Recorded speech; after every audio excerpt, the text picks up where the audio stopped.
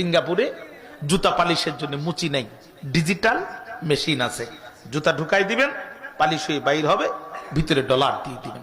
বাঙালি যে যখন জুতা ঢুকাইছে আর পালিশ হয়ে বাইর হয়ে গেছে, বাঙালি দেখে টাকা নেওয়ার লোক নাই, কাল বিলম্ব না করে বাঙালি ফতোয়া আবিষ্কার করে দিছে যেখানে মানুষ নাই ওখানে টাকা দেওয়া জায়েজ নাই। এখন বাঙালি শুধু জুতা ঢুকায়, পালিশ হয়ে বাইর হয়, পায়ে দিয়ে হেঁটে যায়, একটি টাকাও দেয় না।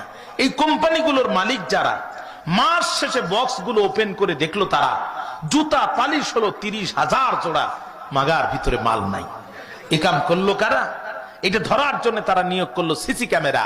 এই সিসি ক্যামেরায় পড়লো ধরা বীর বাঙালি যারা এই মহান কাম করেছে তারা।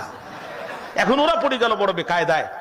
এত বাঙালি একসাথে যদি দেশে ফেরত পাঠায় তাহলে আমার দেশের কলকারখানাও তো চলবার নয়, আবার এই বাঙালি যদি আমার দেশে থাকে তাহলে জুতা পালিশের ব্যবসাও চলবার নয়। কি করা যায়? ওরা সফটওয়্যার ইঞ্জিনিয়ারদেরকে ডাক দিয়ে বলছে, বাবা বেতন তো নিবা, একটু উপকার কি করবা, এমন একটা সফটওয়্যার বানাও যাতে বাঙালিও থাকে, জুতা পালিশের ব্যবসাও চলে। সফটওয়্যার ইঞ্জিনিয়ার ছিল যারা, অক্লান্ত পরিশ্রম করে নতুন সফটওয়্যার তৈরি করলো তারা। আর সেটি হচ্ছে জুতা একটা দিবেন, পালিশ হয়ে বাইর হবে, আরেকটা দিবেন, পালিশ হবে, তবে বাহির হবে না ততক্ষণ, ভিতরে ডলার দিবেন না যতক্ষণ। বাঙালি কয় এই সামান্য বুদ্ধি দিয়ে কি আর আমাদের আটকানো যায়? বাঙালি এক মেশিনে জুতা একটা দেয়, পালিশ হয়ে যখন বাইর হয় দ্বিতীয় জুতা ওই মেশিনে দেয় না, ও সামনের মেশিনে যে আরেকটা মেশিন পায় ওখানে আরেকটা দেয়, এখান থেকে একটা, ওখান থেকে একটা, এই দুই মেশিন থেকে দুই জুতো পরে বাঙালি বীরের মতো হেঁটে যায়। বলছিলাম না ভাই, এদের কাছে অসম্ভব বলে করে জিনিস নাই।